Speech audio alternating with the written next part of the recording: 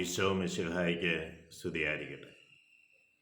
ഈശോ മിശിഹായിൽ സ്നേഹിക്കപ്പെടുന്നവരെ, പ്രഭാതത്തിൽ ദൈവത്തിൻ്റെ അനന്തമായ സ്നേഹവും കൃപയും സൗഖ്യവും നമ്മുടെ ജീവിതത്തിൽ വന്ന് നിറയട്ടെ എന്ന് പ്രാർത്ഥിക്കുന്നു. നാം എല്ലാവരും പല വിധത്തിൽ തെറ്റ് ചെയ്യുന്നവരാണ്. യാക്കോബ് ശ്ലീഹായുടെ ലേഖനം 3-ാം അധ്യായം 2-ാം തിരുവചനം ഇതാണ് സൂചിപ്പിക്കുക. നാം എല്ലാവരും പല വിധത്തിൽ തെറ്റ് ചെയ്യുന്നവരാണ്.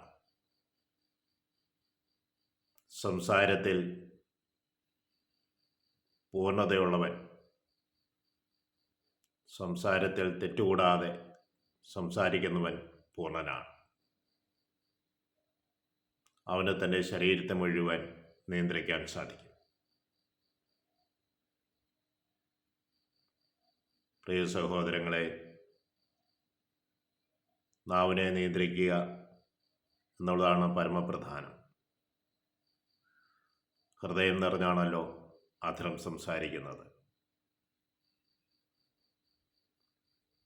ഹൃദയം ദൈവത്തിൻ്റെ ഹൃദയമായി ഒട്ടിച്ചേർന്നിരുന്നാൽ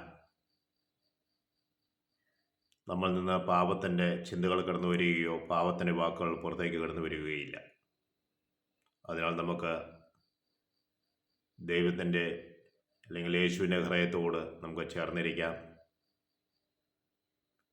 എൻ്റെ ഹൃദയം അങ്ങയുടെ ഹൃദയം പോലെ ആക്കണമേ എന്ന് പ്രാർത്ഥിക്കാം. പരിശുദ്ധ അമ്മേ, ഞങ്ങൾക്ക് വേണ്ടി മധ്യസ്ഥം വഹിക്കണമേ എന്ന് പ്രാർത്ഥിക്കുന്നു. പിതാവിനും പുത്രനും പരിശുദ്ധാത്മാവിനും സ്തുതി. ഈശോ മിശിഹായ്ക്ക് സ്തുതിയായിരിക്കും.